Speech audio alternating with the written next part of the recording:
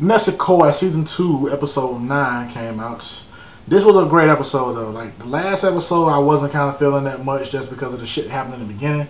But this episode, I fucked with very, very much. So it's kind of like two different plots involved in this shit. One of them was kind of showing Paula and just kind of trying to push her towards having friends and being just a normal girl or whatever. And the second part was, for the most part, just showcasing that Haru Onodera might be growing some feelings towards Raku, just like all the other girls do. That's dope.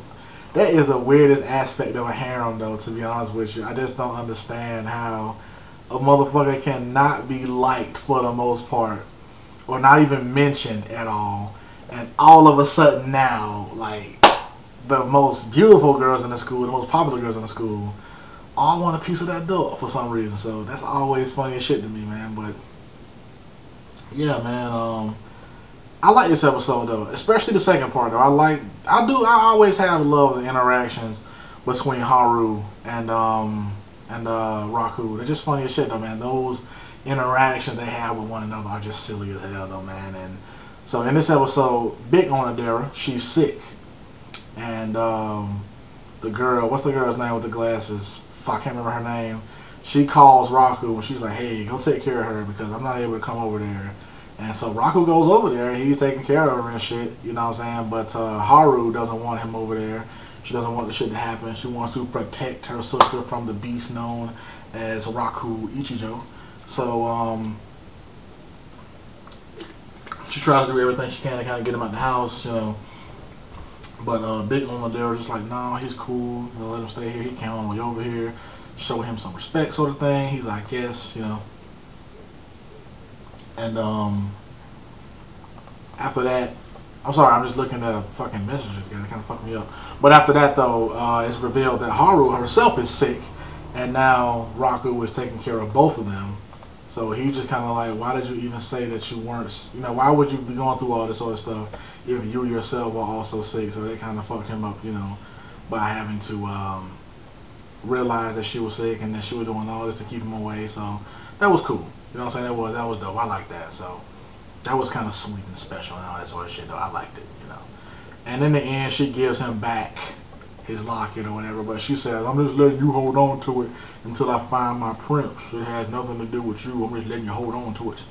So when I find my prince and all this bullshit, you know, about finding a prince, but she's seeing him in a new light now, which is great.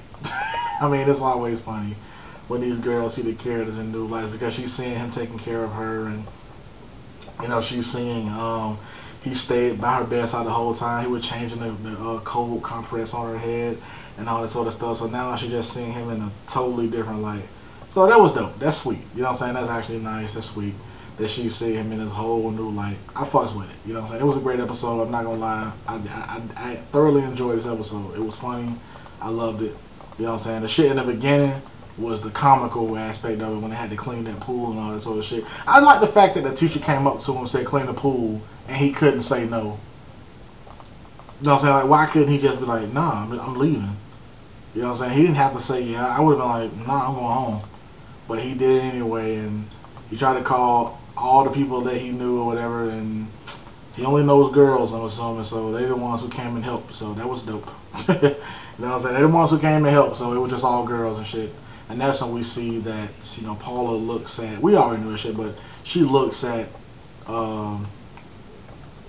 Seishiro as, you know, an older sister in a way. She looks up to her, like on some sisterly sort of shit, you know, and that's what's pointed out by Haru.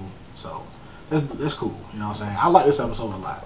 Let me know if you like this shit. Let me know what you feel about all this shit though, man. There is a link in the description below to a straw poll about a video game that I want to play, or video games that I'm willing to play if you guys vote for them. So let me know what you feel about all this shit though, man. Bash and P.